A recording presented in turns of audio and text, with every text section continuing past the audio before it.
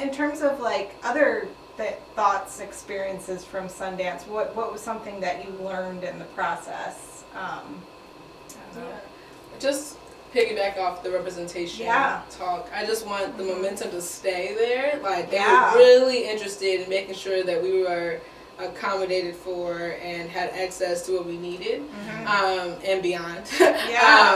But just keep that same momentum, that same energy, and make it intentional. So it's like, okay, we noticed that we got more white women, but now we need more black women, we need more Asian women, we need, you know, to talk about these films, because like Sundance said, you know, their big thing was at first diversity of the films. Now it's diversity of people writing about the films, and that matters just as much. Exactly. You know, where how these films will be perceived. Right. So one of the things that resonated with me the most was during that reception, Nathan Cummings Foundation and Ford Foundation spoke a lot about representation from critics.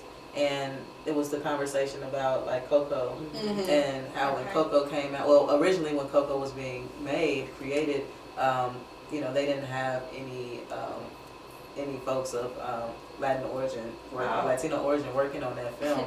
So then when they finally brought someone on, the film took on the aesthetic and like the authenticity that you see on screen today. But you know, I think they mentioned that there weren't any Latino critics covering that film. Everything was all so horrible. white critics, and you know they missed the mark because that's not their culture, that's not their heritage. So it's a lot of things such as I think the grandmother throwing the house shoe at some point.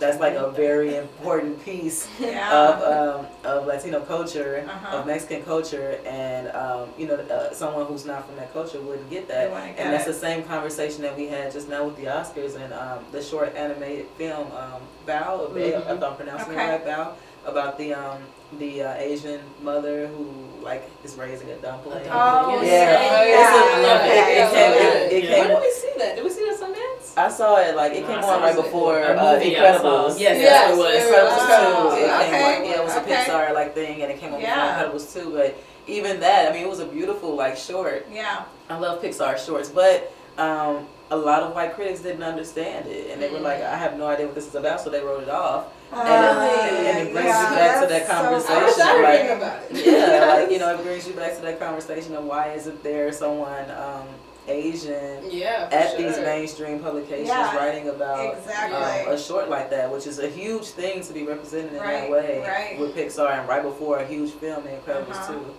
Did you guys meet Carla Renata? She's a film critic, woman of color. She sounds familiar, but I don't know if her name sounds familiar. Okay, she's actually featured in our Black Panther issue. She was telling me about something similar. Like it was this women-focused film, and it was like all white men that were invited to see it early. I'm gonna forget the name of it, but that frustrates me so much. That makes me think about, I went to see Wu-Tang documentary because I really love music, right? That's like my thing. But in the Wu-Tang doc series, it's mostly white men in there. And so, you know, Wu-Tang obviously is using the N-word and all these things, and like all these lyrics, but like a lot of the audience was white men, and they were reciting the lyrics along with the film. And it's like, you know, it brings you back to being at a festival and like wondering if the person next to you is going to say the N-word just because the artist says it. You know, it's one of those things. And the film even, I mean, the documentary even talks about how white audiences really consumed Wu-Tang and like Old Dirty Bastard and thought of him as like a, you know, like a character, like a jokester type of person, instead of taking him seriously and looking at him as a person who really knows what he's doing and is really in charge of his story.